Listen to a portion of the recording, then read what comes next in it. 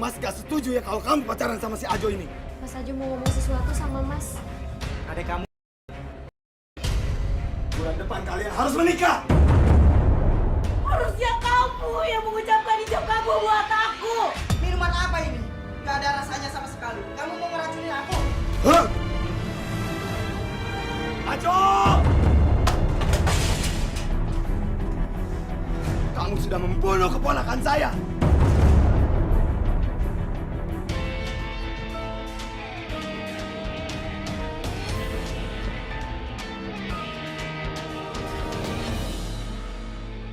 Korban penembakan yang dilakukan mantan Wakapolres Lombok Tengah, Nusa Tenggara Barat akhirnya dibawa ke kampung halamannya di Asahan, Sumatera Utara.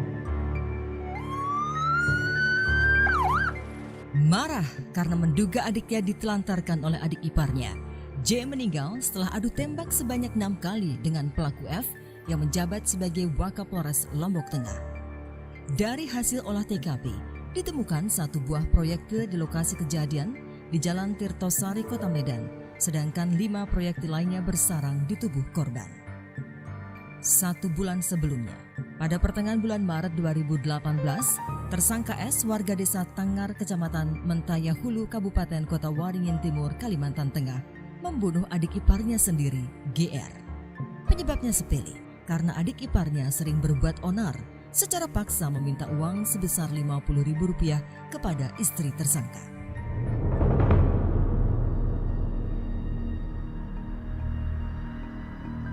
Sedangkan kasus terbaru kakak ipar menghabisi adik iparnya kini terjadi di kota Jombang.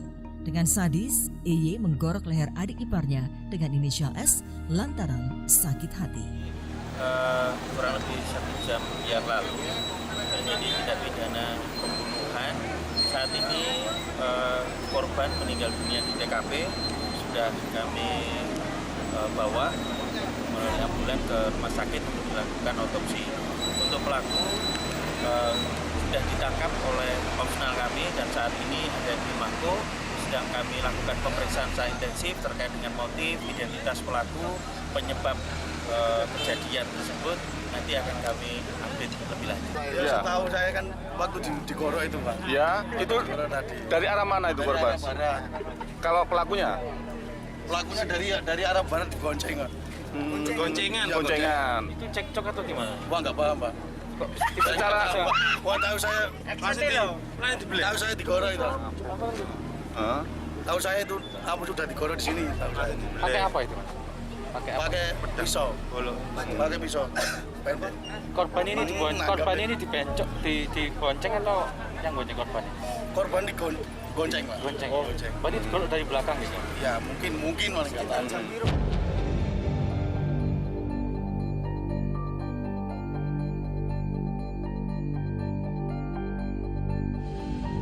Tersangka tak lagi dapat menahan rasa dendam dan mengasah pisau di rumahnya di Kota Malang.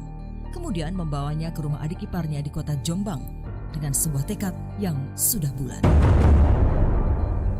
Yang bersangkutan mengakui bahwa motif tersangka melakukan pembunuhan berencana tersebut adalah karena yang pertama dendam terkait dengan masalah 2 hal, yaitu adik kandungnya yang dinikah oleh korban sering dianiaya selama menikah 6 tahun.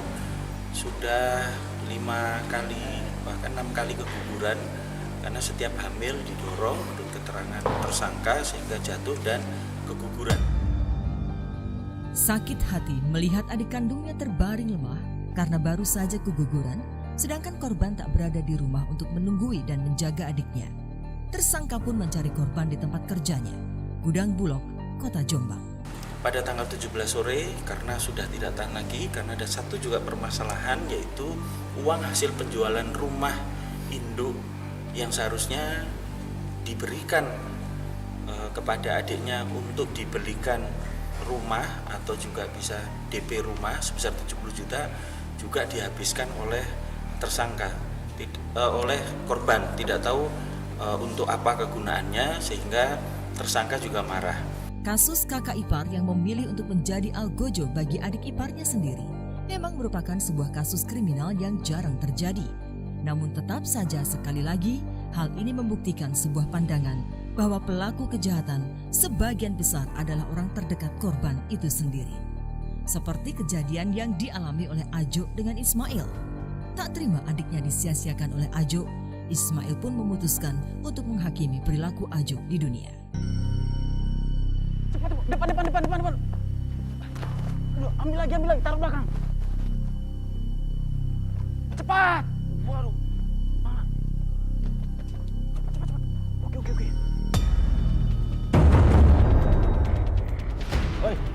Woi, maling lu ya? Oi, maling. Ngantuk aja terus. Ngantuk kau. Bro, langsung bro, belakang. Bro, langsung naik terus.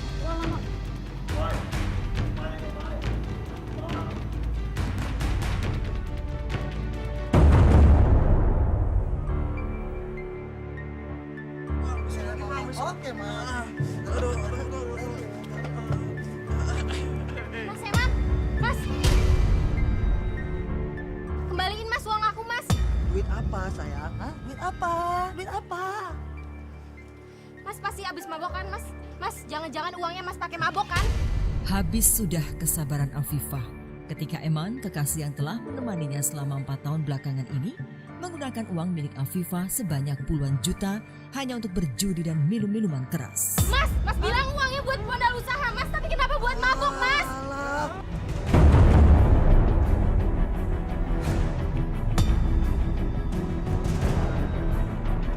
Apaan nih, Mas? Mau jadi pahlawan? Mau jadi pahlawan, ha?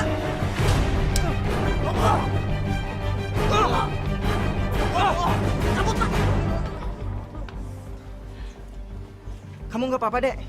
Nggak apa-apa kok, Mas. Syukurlah. Kasih ya, Mas, sudah nolongin aku. Ya, sama-sama. Perkenalkan, nama saya Ajo. Saya Afifah.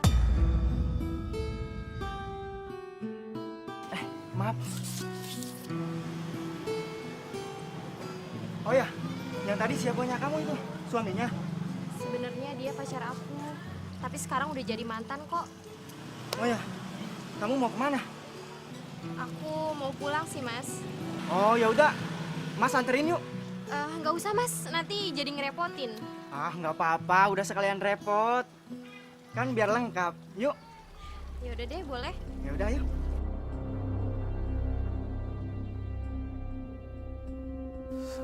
Pelan-pelan. Mas Mail, Viva, kamu kenapa pagi-pagi udah nangis? aku mau minta maaf, Mas.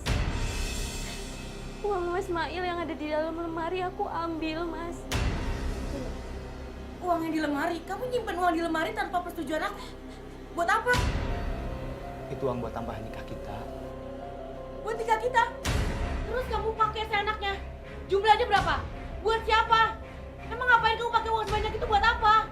Maaf, Kak. Aku nggak tahu jumlahnya ada berapa, Kak.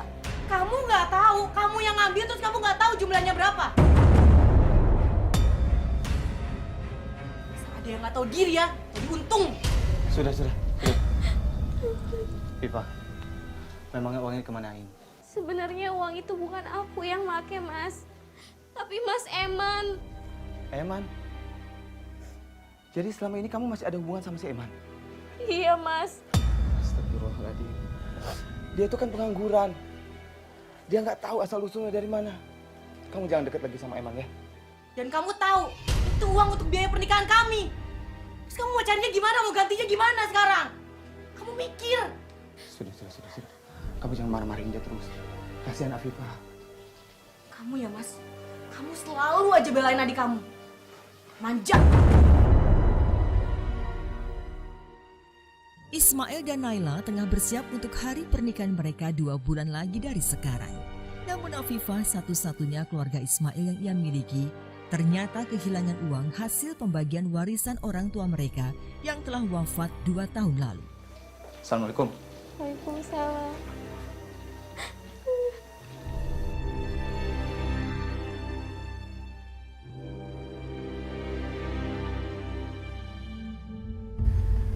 Ya rencananya sih kayak gitu. Ya doain aja ya. Habisnya dia selalu mikirin adiknya juga sih, aku juga sama dia.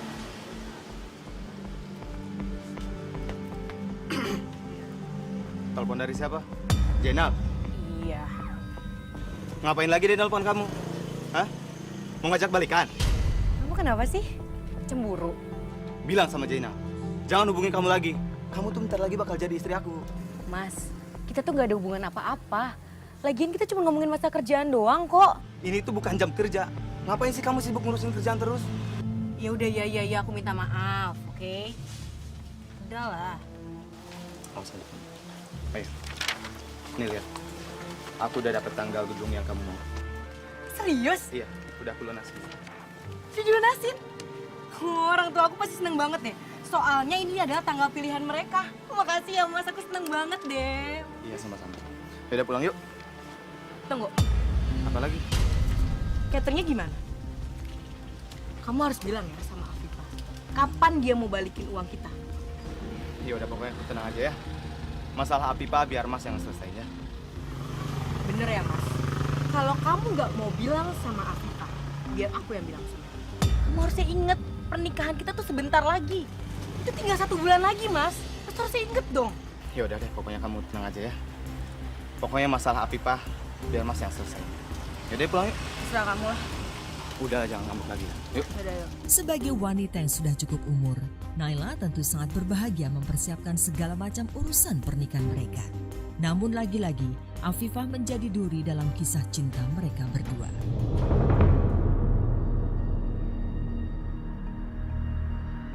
Dua minggu setelah pertemuan Ajo dengan Afifah, hubungan mereka berdua pun semakin intens.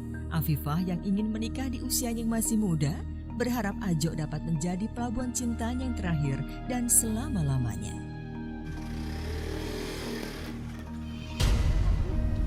Kamu kenal? Ajo, ngapain kamu ada di sini? Kamu yang ngapain di sini? Harusnya saya yang nanya sama kamu. Ngapain kamu ada di rumah saya? Stop, Mas. Itu Mas Ajo, Mas. Pacar aku. Apa? Dia pacar kamu? Jadi orang ini kakak kamu? Mas gak setuju ya kalau kamu pacaran sama si Ajo ini.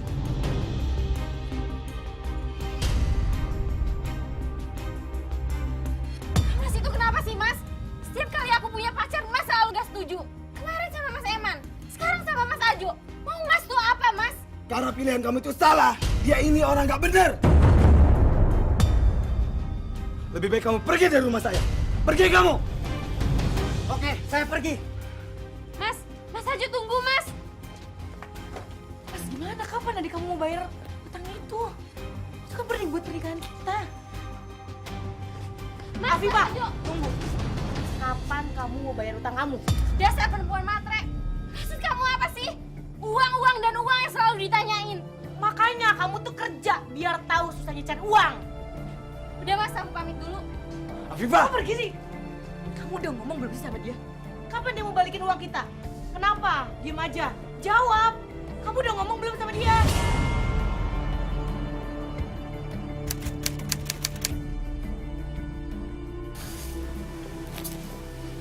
Yuk, kalian masih pacaran ceritanya?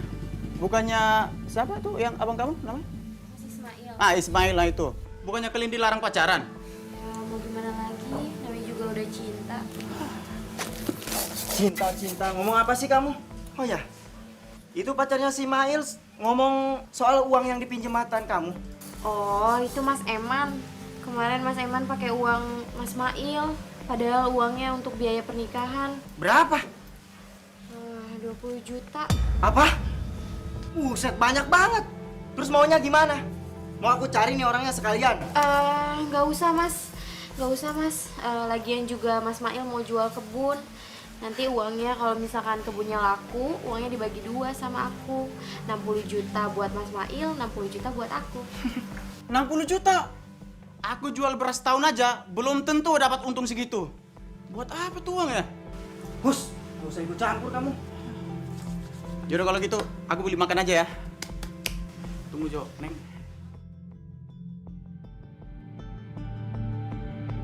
Mas, aduh bawa motornya pelan-pelan ya. Nanti aku sakit. Sakit? Maksud kamu? Aku tuh udah telat Mas, telat 2 bulan. Apa? Kok bisa? Mas Mas Ajo kok malah ngomong gitu sih, Mas? Ya udah kamu aja tuh kandungan. Bikin ribet aja kamu. Mas kok bener-bener jahat ya? Jadi bener kata Mas Mail, Mas tuh bener-bener jahat. Udahlah, mendingan aku mati aja sekalian, Mas. Kamu jangan nekat ya. Buat apa aku hidup kalau misalkan kamu nyakitin aku terus, Mas? Mendingan aku mati aja sekalian. Besok kita ketemu Ismail. Apa coba reaksi dia? Kita bahas masalah ini. Yaudah, ayo. Karena Afifah menolak untuk menggugurkan kandungannya, mau tak mau Ajo pun harus berhadapan dengan Ismail untuk menikahi Afifah. Namun tentu saja Ajo tak berniat mengeluarkan uang sepeser pun untuk menikahi Afifah.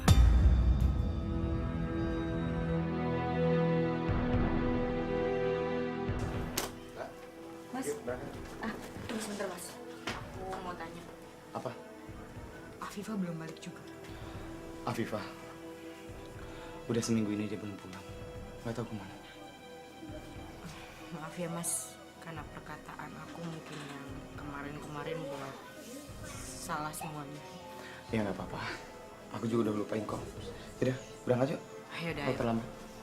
Assalamualaikum. Salam. Afifah. Kemana aja kamu selama ini? Maaf ya, Mas. Aku baru bisa pulang sekarang. Mas Ajo mau ngomong sesuatu sama Mas. Ajo, mau ngomong apa kamu sama saya? Adik kamu.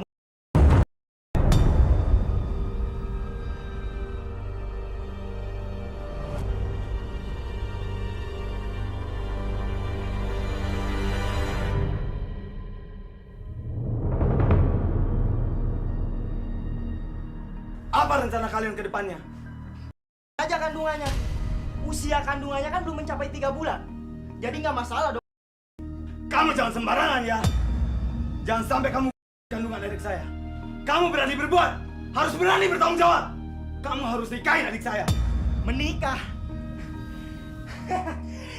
Mail, uang dari mana saya? Biaya menikah cukup mahal. Hidup udah susah, jangan dibikin susah. Mending ikutin saran saya. Aja kandungannya. Lebih murah biayanya, iya kan? Ajo! Sekali lagi kamu bilang bakal gugur kandungan adik saya. Tahu sendiri kamu akibatnya. Mas, cukup Mas. Pokoknya bulan depan kalian harus menikah.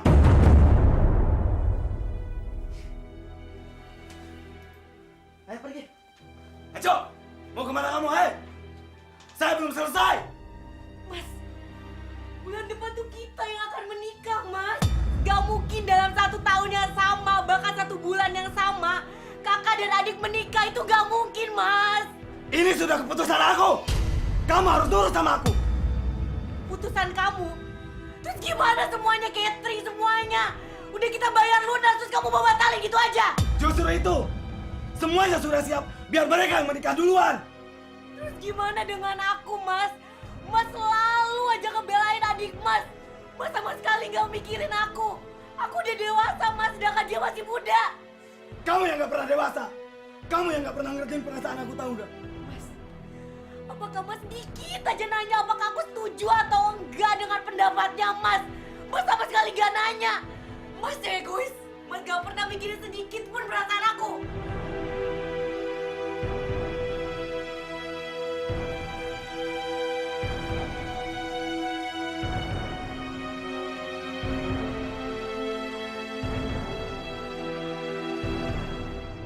Harusnya kamu yang mengucapkan ijab kabul buat aku. Kenapa selalu aku yang mengalah sama adik kamu, Afifah? Minuman apa ini? Nggak ada rasanya sama sekali. Kamu mau ngeracunin aku?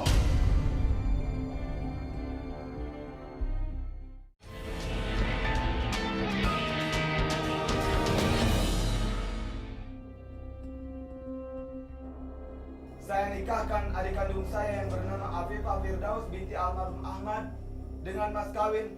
Hari ini adalah harinya bahagia Afifah, karena memang hanya Afifah yang merasakan kebahagiaannya. Tidak dengan suaminya Ajo, terlebih lagi Ismail dan Naila. Naila, kamu kemana? Aku pergi ya jauh.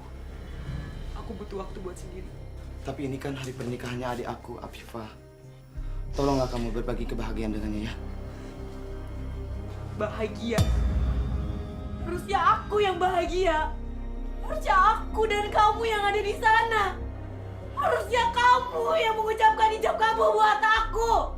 Kenapa selalu aku yang mengalah sama adik kamu, Afifah? Aku capek. Kamu gak pernah ngerti perasaan aku. Sekarang aku butuh waktu sendiri. Kamu jangan cari aku. Sampai kapan kamu marah dan benci sama aku?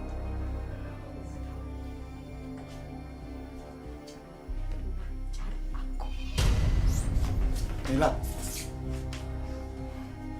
Naila.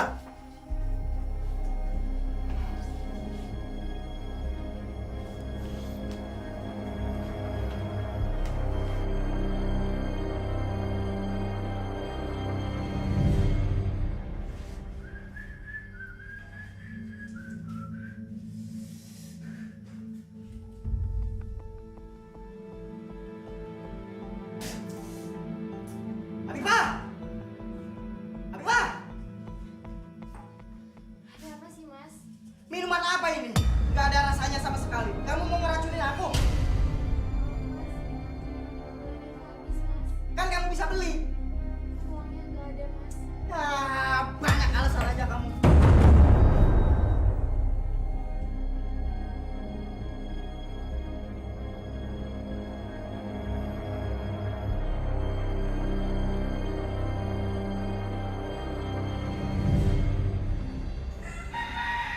Gimana ini Pak? Ternyata CCTV semalam dalam keadaan mati semuanya. Dan kita tidak memiliki cukup bukti. Gimana caranya kita menangkap pelakunya, Pak? Permisi, Pak. Saya masih ada CCTV yang lain, Pak. Bukti yang kuat. Tidak, Mayor. Semua CCTV mati. Tidak, Pak. Ini CCTV ini masih hidup. Karena saya mencurigai kalau salah satu pelaku itu adalah orang dalam. Makanya, saya pasang CCTV di bagian yang lain. Mana? Untuk kesekian kalinya, gudang beras kembali mengalami pencurian. Namun kali ini jumlah karung beras yang hilang sangatlah besar. Maaf, Bos. Kenapa salah satu pelakunya ini menggunakan sepatu petugas karyawan kita ya? Dan satu lagi, Pak. Di saat kejadian itu, Ajo sedang tidak bertugas. Iya. Saya juga aneh. Setiap terjadinya pencurian, si Ajo dalam keadaan sedang libur. Karena saya yakin, Pak, kalau Ajo pelakunya. Afifah. Afifah, Pak.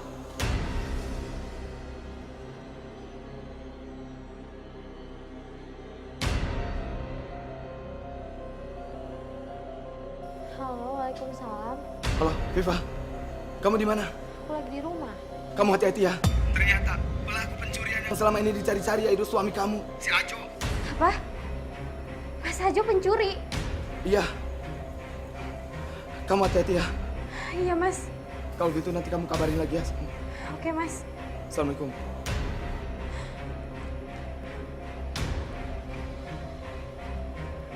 Aku harus sembunyiin uang ini. Jangan sampai Mas Ajo tuh tahu. Afifah yang mendapat kabar dari Ismail bahwa suaminya adalah seorang pencuri kelas kakap, tak rela kalau nanti anak yang dikandungnya harus makan dari uang haram Ajo. Afifah! Hei, Afifah! Afifah! Afifah, kamu di mana? Hei, Afifah! Suami pulang bukannya disambut. Mas Ajo? Mas, kenapa teriak-teriak sih, Mas? Mas itu habis dari mana, Mas? Jam segini baru pulang. Kayak nanya, aku habis tugas malam, cari uang. Tugas malam? Mas pasti bohong kan? Mas itu jangan-jangan habis mabok kan? Mas mabok lagi? Aku cuma minum dikit, itu juga dikasih sama si Mul. Mas, tadi tuh Mas Ismail tuh telepon. Katanya pabrik beras habis kemalingan. Kok aku nggak tahu? Nggak tahu gimana, Mas? Orang semalam Mas yang jaga. Aku tuh baru pulang kerja, capek. Malah ditanya yang enggak-enggak. Mas, tapi tuh Mas Ismail punya buktinya, Mas. Kalau semalam Mas yang udah nyuri pabrik beras itu kan, Mas? Aku tuh tuh malu ya Mas, jadi istri seorang pencuri.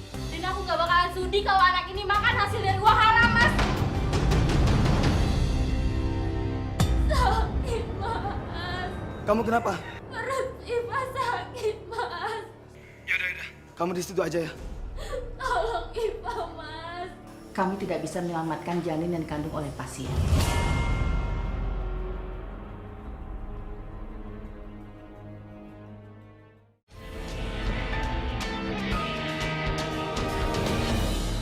Itu Mas Mail punya buktinya Mas. Kalau semalam Mas yang udah nyuri pabrik beras itu kan Mas. Aku tuh malu ya Mas, jadi istri seorang pencuri. Dan aku gak bakalan sudi kalau anak ini makan hasil dari uang haram Mas. Kamu dengar ya, anak yang ada dalam kandungan kamu itu bukan aku yang mau.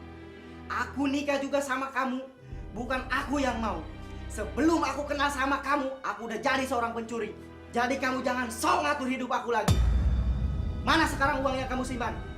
Uang apa lagi sih Mas? Udah gak ada Mas uang aku Mas. Oh, kamu berani ya sama Mas. Kalau kamu masih sayang sama anak yang ada dalam kandungan kamu, kasih tahu di mana uang yang kamu simpan. Mas, ini kan anak kamu juga Mas. Aku nggak butuh ini, aku cuma butuh uang. Gak ada Mas. Mas. Mas. Sakit Mas.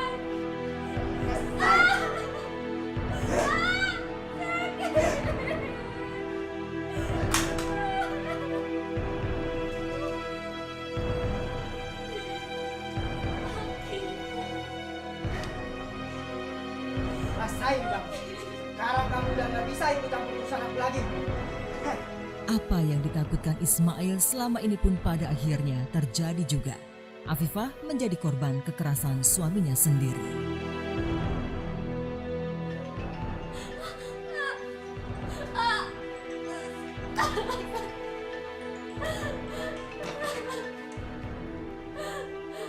Halo?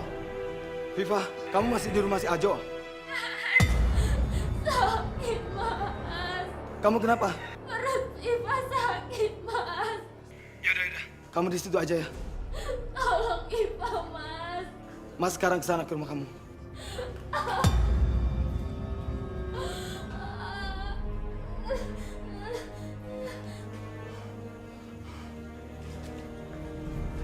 Pak, saya izin ya Pak. Saya harus menemui adik saya. Ya sudah, silakan Mail. Ya Pak, permisi Pak.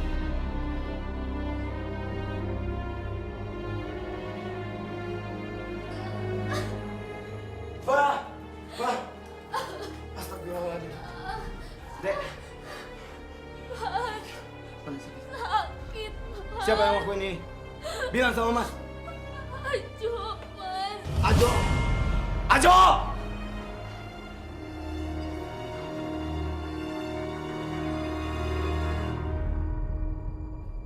Kali ini Ismail hanya dapat bersandar pada Tuhan. Ia berharap satu-satunya anggota keluarga yang tersisa tak pergi meninggalkannya hidup dalam kesendirian. Dok, bagaimana keadaan adik saya, Dok? Keadaannya sudah stabil, Pak. Sudah semakin membaik. Tapi kenapa, Dok? Maaf, Pak. Kami tidak bisa menyelamatkan janin yang dikandung oleh pasien.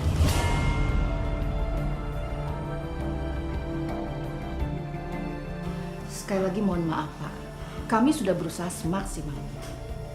Kalau ada barang-barang milik pasien yang mau dibawa dari rumah, silakan Bapak siapkan saja. Baik, Dok. Terima kasih, Dok. Sama-sama. Saya tinggal dulu ya, Pak. Iya, Dok.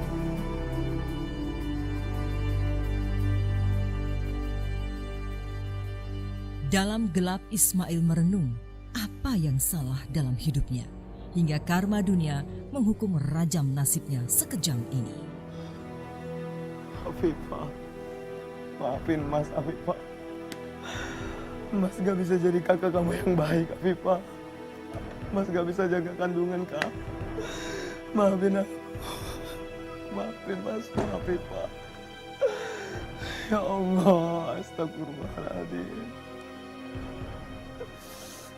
Afifah.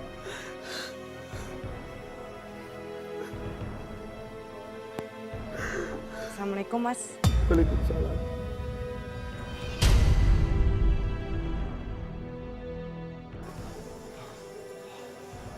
Masuk. Gak usah, Mas. Di sini aja. Lagian aku nggak lama kok. Kamu udah gak marah lagi kan sama Mas? Enggak. Aku udah nggak marah lagi sama kamu. Syukurlah kalau gitu. Mas lagi membutuhkan kamu.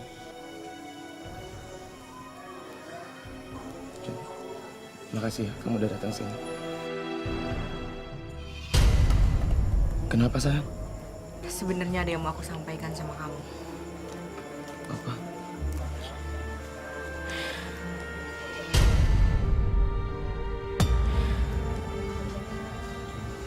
Undangan.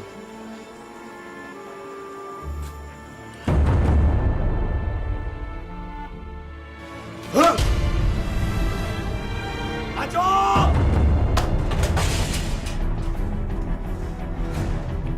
Dan kamu sudah menghancurkan pernikahan saya. Satu lagi. Kamu sudah membunuh keponakan saya.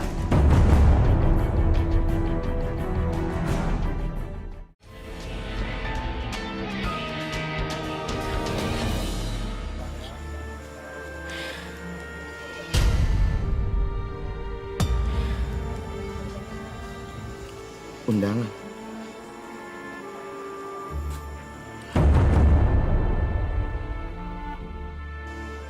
Kamu jadi menikah sama Zainab. Iya. Oh iya. Aku juga titip ya buat Afifah. Aku harap kalian berdua bisa datang ya. Aku tunggu kedatangan kalian. Mas, aku pamit ya. Aku nggak enak sama Mas Zainal udah nungguin aku dari tadi. Assalamualaikum. Waalaikumsalam. Lela. Lela.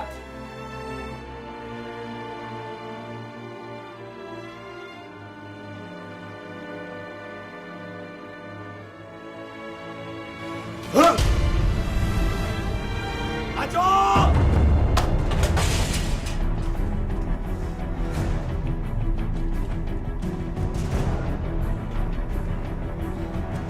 Hilang sudah logika waras dalam benak Ismail. Tangannya bergetar dan hanya dapat diredam saat terendam dalam darah milik Ajo. Ajo! Gara-gara kamu keluarga aku jadi berantakan.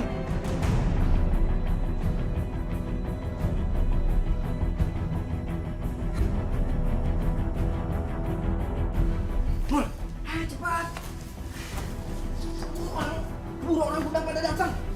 Ajo yang telah berhasil membawa lari seluruh uang milik istrinya, sadar bahwa tipu muslihatnya telah terungkap dan ia hanya memiliki satu buah pilihan, melarikan diri. Buru pada datang ntar ini. Jo, ngapain dia kesini? Mau apa kamu main kemari? Mau laporin saya ke polisi? Silakan, sebentar lagi saya pergi dari sini. Jo, aku siapin mobil dulu ya. Ya udah, kamu siapin. Udah, sana kamu pergi sana. Ajo! Kamu sudah adik saya. Dan kamu sudah menghancurkan pernikahan saya. Satu lagi. Kamu sudah membunuh keponakan saya. Terus kamu mau apa? Hah? Kamu harus tahu akibatnya.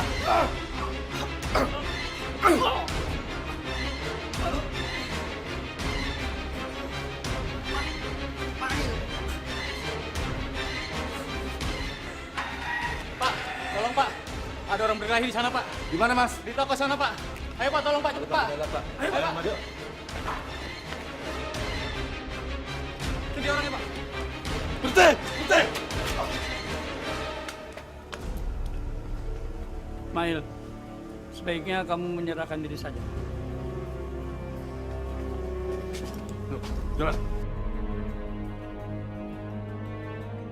Sakit hati memang tidak memiliki obat penawar, sehingga inilah yang seringkali menjadi motif di balik tindakan kriminal. Akan tetapi, apakah benar perasaan sakit itu harus diluapkan dengan tanpa tanggung jawab? Beberapa saat korban ini tidak pulang setelah ribut dengan adiknya. Dengan maksud untuk menanyakan kejelasan dari status pernikahan dan uang 70 juta tersebut. Namun dalam perjalanan mengarah ke rumah dari adik tersangka, korban membatalkan niatnya. Jadi posisinya korban di depan menggunakan sepeda motor milik korban, kemudian tersangka dibonceng di belakang. Pada saat sudah mau mendekati rumah, kurang lebih 500 meter, korban akan berbalik arah. Kemudian dari posisi belakang, tersangka mengambil belatinya yang sudah dipersiapkan, kemudian Tindakan yang dilakukan EY terhadap S yang menuntut darah sebagai mahar menghapus dendam tentu tak pernah dibenarkan di mata hukum. Dampaknya pun jelas, seorang istri kehilangan suaminya dan seorang adik kehilangan kakak kandungnya karena harus meratap di balik jeruji penjara. Menurut keterangan dari dokter, itulah yang menyebabkan korban meninggal dunia, yaitu sayatan yang ada di leher mengakibatkan kehabisan darah korban. Tersangka kami jerat dengan pasal pembunuhan berencana, pasal 340 KUHP dengan ancaman hukuman seumur hidup dan hukuman mati.